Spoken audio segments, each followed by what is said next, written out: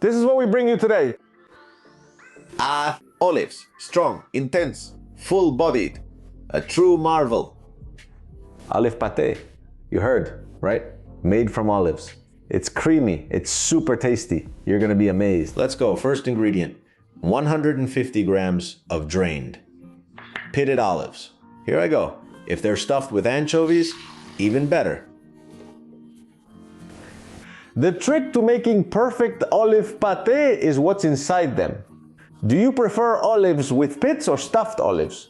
Stuffed, like everyone else. So use stuffed olives and boost their flavor even more by adding some canned anchovies, which is actually what olives are usually stuffed with. So their flavor will be intensified and it'll turn out even better. There you go.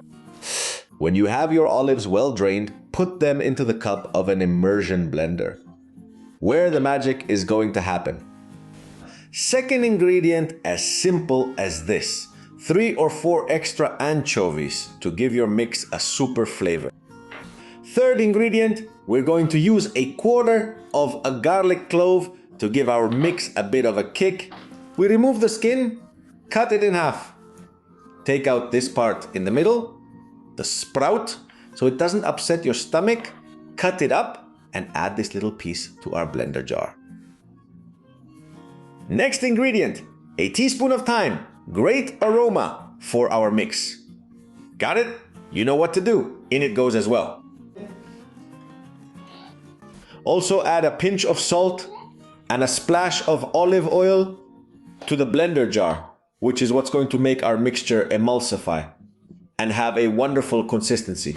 So we add it little by little and blend. After 20 or 25 seconds of blending, this is the mixture we have.